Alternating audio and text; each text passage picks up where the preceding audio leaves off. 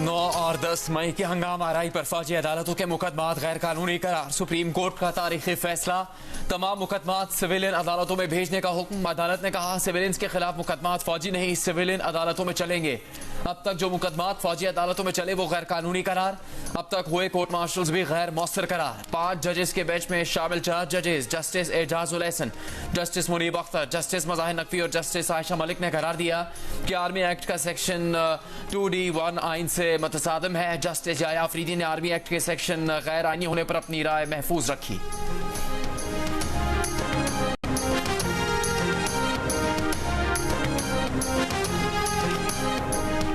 फौजी अदालतों में सिविलियंस के ट्रायल के खिलाफ दरखास्त गुजार एतजाज एहसन ने सुप्रीम कोर्ट का फैसला तारीखी करार दे दिया। कहा फैसला सुनहरे हरूफ में लिखा जाएगा। फैसला सारे निजाम को मुस्तहकम करेगा। 9 और 10 मई के मुल्जिमान के मुकदमात फौजी अदालतों में ट्रायल नहीं हो सकते। माहिर कानून सलमान अकरम राजा ने कहा कि मिलिट्री कोर्ट्स की सजा को खत्म होना चाहिए। अगर इल्जाम है तो आम अदालत में चलना चाहिए। साबिक सदर सुप्रीम कोर्ट बार एहसन भुवन ने कहा कि सिविलियन का फौजी अदालतों में ट्रायल नहीं होना चाहिए। फैसला अपील में भी बरकरार रहेगा।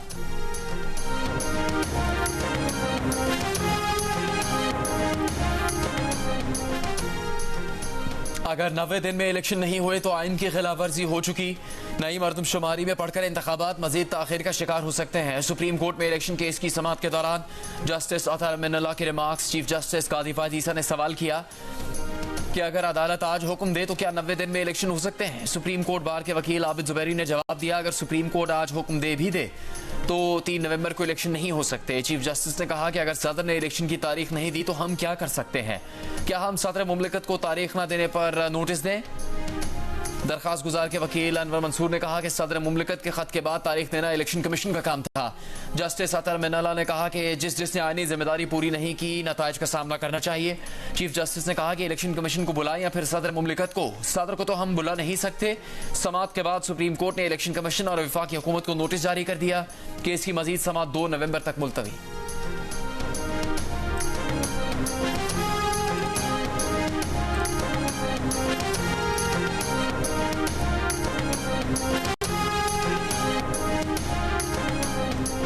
दो 2017 की मरदमशुमारी मंजूर हुई तो कहा गया कि जल्द अज जल्द नई मरदमशुमारी हो, लेकिन 2018 के इंतखाबात के बाद आने वाली हुकूमत ने मरदमशुमारी नहीं कराई। जब पिछली हुकूमत ने मरदमशुमारी करा दी तो कहते हैं गलत है। उस वक्त की हुकूमत ने मरदमशुमारी कराने के फैसले के लिए 4 साल क्यों लगा दिए। चीफ जस्टिस काजी फायद ईसा के 90 दिनों में आम इंतखाबात के इनेकाद से मुतालिक केस की समाअत के दौरान रिमार्क्स। चीफ जस्टिस ने सुप्रीम कोर्ट बार के सदर आबिद जुबैरी को कहा कि तारीख न देने का जिम्मेदार आप सदर मुमलिकत को ठहरा रहे हैं। प्रैक्टिस एंड प्रोसीजर एक्ट के फैसले के बाद हमने अहम मुकदमात लगाना शुरू कर दिए। मीडिया पर लंबी लंबी तकरीर और कमरा अदालत में वकील के पास कुछ नहीं होता। अगर हमने ताखीर करना होती तो फौजी अदालतों के केस में नया बेंच बना देते। जस्टिस अतहर मिनल्लाह ने सवाल किया कि वजाहत करें ताखीर पर नताइज का सामना किसे करना चाहिए। चीफ जस्टिस ने आबिद जुबैरी को कहा कि कोई तो जिम्मेदार है। क्या आप सदर मुमलिकत के खिलाफ कार्रवाई चाहते हैं, ले आए ना कोई तौहीन अदालत की दरखास्त, किसने रोका है। अगर कोई आइन की खिलाफ वर्जी कर रहा है तो आर्टिकल 6 लगेगा।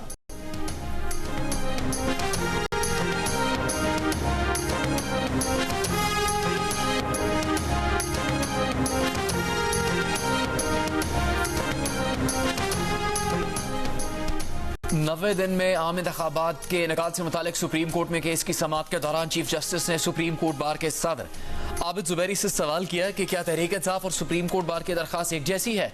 आबिद जुबैरी ने कहा जी बिल्कुल, दोनों दरखास्तों में यकसा मौक़िफ़ है। चीफ जस्टिस काजी फायद ईसा ने आबिद जुबैरी से सवाल किया कि आपने दरखास्त कब दायर की। आबिद जुबैरी ने जवाब दिया 16 अगस्त को दरखास्त दायर की, जिसमें 90 दिनों में इंतखाबात का मुतालबा है। चीफ जस्टिस ने कहा कि ये अहम मामला है, मगर उसी दिन दरखास्त पर नंबर कैसे लग गया। क्या आपने जल्द समाअत की दरखास्त दायर की थी। आबिद जुबैरी ने कहा कि हमने जल्द समाअत की मुतफर्रिक दरखास्त दायर की थी। चीफ जस्टिस ने कहा कि उन्हें अभी नोट मिला है कि आपने कोई जल्द समाअत की दरखास्त नहीं दी। सुप्रीम कोर्ट बार के सदर को सुप्रीम कोर्ट में गलत बयानी नहीं करनी चाहिए।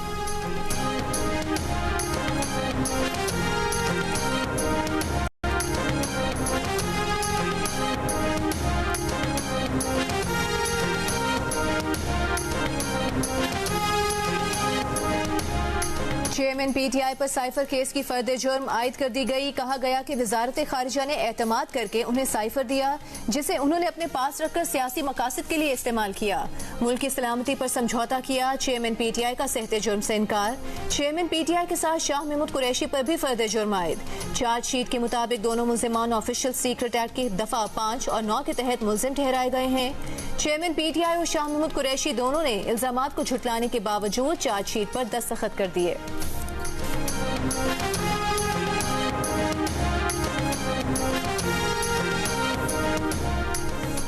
साइफर केस में चेयरमैन पीटीआई के खिलाफ चार्जशीट सामने आ गई। चार्जशीट के मुताबिक साबिक वजीर आजम ने बददियानती और बदनीयती से जानबूझकर साइफर तहवील में रखा। आजम खान को साइफर के मिनट्स अपने अंदाज से तैयार करने की हिदायत की। मुल्जिमान खुफिया दस्तावेजात की मालूमात से मुतालिक राबतों में मुलविस पाए गए। मुल्जिमान की साइफर टेलीग्राम पर बददियानती से रियासत को नुकसान पहुंचा। चार्जशीट में शाह महमूद कुरैशी भी नामजद। साबिक वजीर आजम और वजीर खारजा को मुजरिम करार देकर बाकायदा ट्रायल शुरू किया जाए।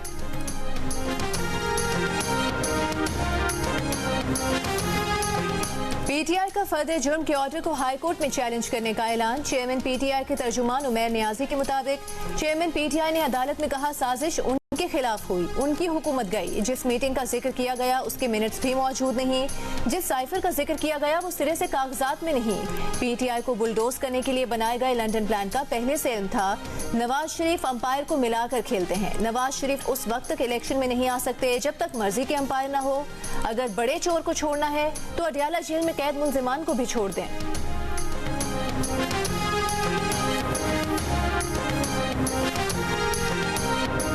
एक फ्रेज है अंग्रेजी में कि the road to hell is paved with the best intentions. तब मुझे समझ आ गया है इसका मानी क्या है। हमने तो पार्लिमान का जो अवाम का एतमाद है उसको बहाल करना था। रातों रात सारे इंस्टीट्यूशंस न्यूट्रल हो रहे थे। वाह जी वाह। पीपल्स पार्टी के चेयरमैन बिलावल भुट्टो ने कहा कि हमें गैर जमहूरी कुव्वतों को दिखाना था जमहूरी हुकूमत कैसे कायम करते हैं। हमें तो पार्लियामेंट और आवाम का एतमाद बहाल करना था। रातों रात सारे इदारे न्यूट्रल हो रहे थे। वाह जी वाह। सबके एक ही इदारे के जरिए एहतसाब के कायल हैं। जजेस सिविलियन के एहतसाब के तो बहुत कायल हैं मगर अपने एहतसाब के नहीं। सुप्रीम कोर्ट बार की तकरीब से खिताब में कहा कि 2009 में अवामी दबाव पर अदलिया की बहाली से जजेस के तकब्बुर में इजाफा हुआ। 2013 के इलेक्शन में इफ्तिखार चौधरी और अदलिया ने वाज़ेह जानिबदारी का मुजाहरा किया। 2018 के इलेक्शन में भी अदलिया के फेवरेट्स बहुत वाज़ेह थे। इलेक्शन में ताखीर, इलेक्शन से इनकार है। इलेक्शन कमीशन फौरी इलेक्शन की तारीख और शेड्यूल का ऐलान करे। तमाम जमातों को लेवल प्लेइंग फील्ड दी जाए।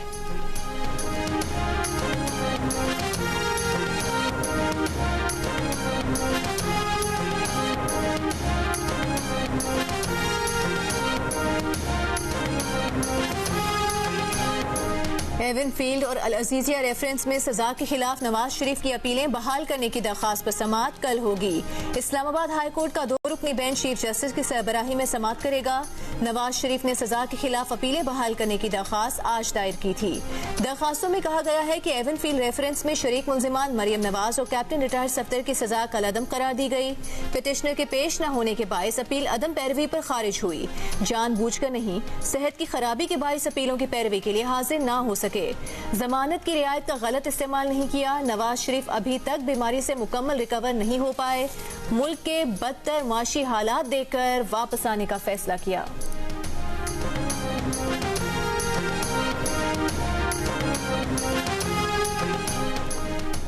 मुस्लिम लीग नून के कायद नवाज शरीफ लाहौर से मरी पहुंच गए। जाती रिहाइशगाह पर सिक्योरिटी के पेश नज़र पुलिस भी तैनात। मरीम नवाज और परवेज रशीद भी नवाज शरीफ के हमरा हैं। जरा का कहना है कि मरी में आज मुस्लिम लीग नून के कायद की अहम मुलाकातें मुतवक्की थी। तहम तर्जुमान नून लीग मरीम औरंगजेब का कहना है कि नवाज शरीफ की मरी में कोई मुलाकातें नहीं। नवाज शरीफ का 21 अक्टूबर को तारीखी इस्तकबाल और मीनार पाकिस्तान पर एक नाकाबिले फरामोश इज्तिमा पर आवाम का शुक्रिया। बयान में कहा कि अल्लाह के फजल, आपके जज्बे की तुफैल पाकिस्तान और आवाम फिर से बहरानों से निजात पाएंगे।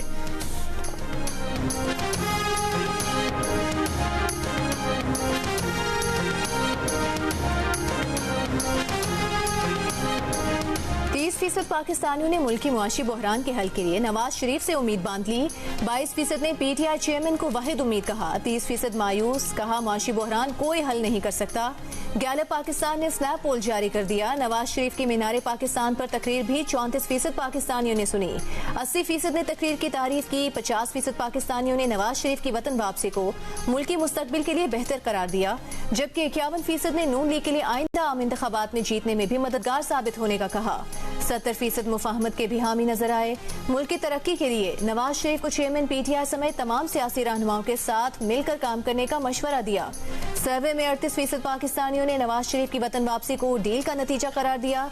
अलबत्ता 27% ने इस राय को रद्द कर दिया।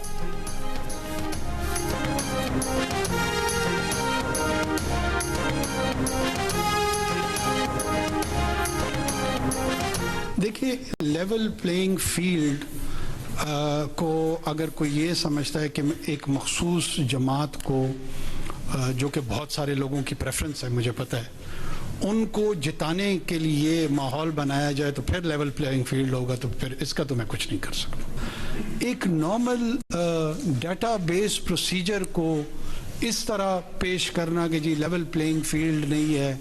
2018 में लेवल प्लेइंग फील्ड याद है? वो याद है जब वहाँ पर वो कोई एक महाज बना था, साउथ जुनूब ऐसे, याद है? निगरान वज़ीर आज़म अनवार उल हक काकड़ ने कहा है कि नवाज शरीफ का एयरपोर्ट पर बायोमेट्रिक को लेवल प्लेइंग फील्ड से जोड़ दिया जाए तो इसका कुछ नहीं कर सकते। क्या 2018 की लेवल प्लेइंग फील्ड याद है? 1.5-2 माह में निगरान हुकूमत ऐसा क्या कर सकती है कि किसी एक जमात को सादा अक्सरियत दिलवा दे? प्रेस कॉन्फ्रेंस में अनवार उल हक काकड़ ने कहा कि वो नहीं चाहते कि कोई भी सियासी कुव्वत इलेक्शन के अमल से बाहर हो। हाँ, अगर इस पर अदालती पाबंदी हो तो इसका कुछ नहीं कर सकते। ये निज़ाम का हिस्सा है। गहमा गहमी शुरू हो गई है। लगता है कि इलेक्शन की तारीख का जल्द ऐलान हो जाएगा।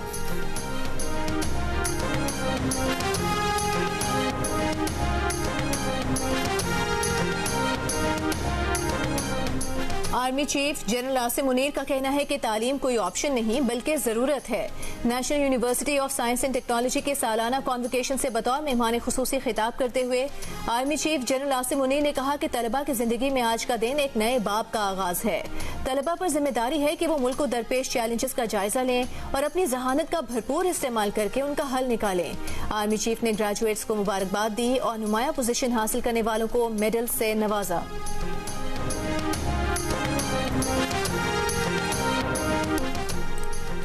PCB की क्रिकेट टीम में झगड़े से मुतालिक सोशल मीडिया पर चलने वाली खबरों की तरदीद। कहा, कौमी टीम में किसी अंदरूनी तनाज़े की सख्ती से तरदीद करते हैं। कौमी टीम मुत्तहिद है और किसी खिलाड़ी का किसी से कोई इख्तिलाफ नहीं। मीडिया में मखसूस हिस्सा ऐसी खबरें फैला रहा है। ऐसी खबरें फैलाने के बजाय अपनी सहाफती जिम्मेदारियों को समझें। गैर कानूनी मुकीम अफगान शहरियों को बेदखल करने के लिए वफाकी काबीना ने 1 नवंबर से फॉरेन एक्ट के तहत बेदखली ऑर्डर जारी करने की मंजूरी दे दी। ज़राए के मुताबिक फॉरेन एक्ट के तहत अफगान शहरियों की गिरफ्तारी, हिरासत और बेदखली की जा सकेगी। गाजा के अल-अली अस्पताल पर मिसाइल हमले के बाद इसराइल की मजीद अस्पतालों पर बमबारी की धमकी, अस्पताल खाली करने की वार्निंग।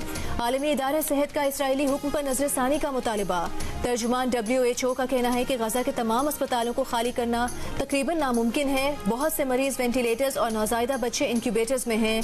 गुज़िश्ता रात अल-कुद्स अस्पताल के सिर्फ 100 मीटर फासले पर 10 फजाई हमले हुए। अल-शिफा अस्पताल के इर्द गिर्द भी हमले। गाजा पर इसराइली हमलों में शहीद फलस्तीनियों की तादाद 5000 से ज्यादा हो गई। 830 बच्चों समेत 1500 अफराद लापता। तबाहशुदा इमारतों के मलबे तले दबे होने का खदशा। इसराइली वज़ीर दिफा ने खबरदार किया है कि गाजा की पट्टी पर मुतवक्के ज़मीनी हमले 3 माह तक जारी रह सकते हैं। अगर हमास तहरीक को खत्म कर दिया तो ये हमला आखिरी होगा।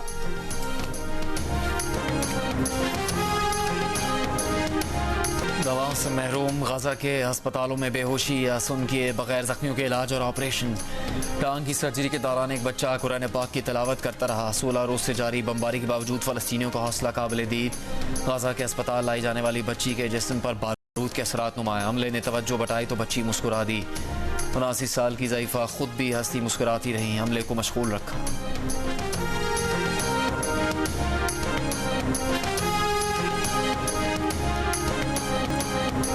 जियो न्यूज़ की लेबनान इसराइल सरहद से जंग की कवरेज जारी। लेबनान इसराइल बॉर्डर पर 2 बड़े धमाके सुने गए।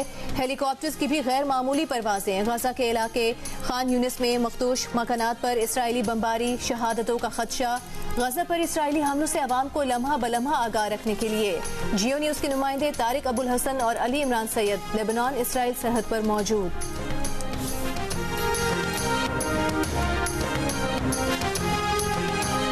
पेट्रोल सस्ता होने से महंगाई 1.7% कम हो गई। गंदम 18 जबकि चीनी 16% सस्ती हो गई। सफरी किराए में औसतन 10% कमी आई है। निगरान वज़ीर आज़म अनवारुल हक आकड़ को ब्रीफिंग। निगरान वज़ीर आज़म का ज़ख़ीरा अंदोज़ों नाजायज़ मुनाफाखोरों के खिलाफ ऑपरेशन जारी रखने का हुक्म। कहा स्मगलिंग करने वालों और बिजली चोरों से कोई रियायत न की जाए। सस्ते पेट्रोल के असरात आवाम तक पहुँचाए जाएँ।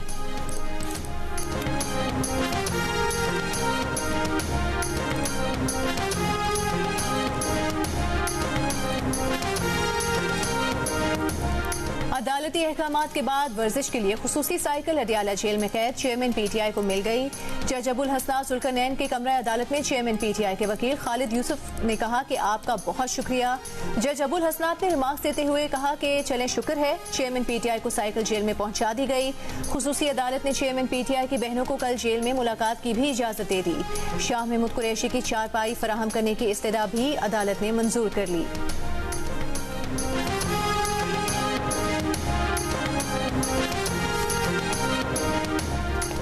चेयरमैन पीटीआई शाह महमूद कुरैशी को पिंजरे में खड़ा कर देते हैं जहां बात तक नहीं हो सकती, दस्तखत के लिए दस्तावेज तक नहीं दी जा सकती।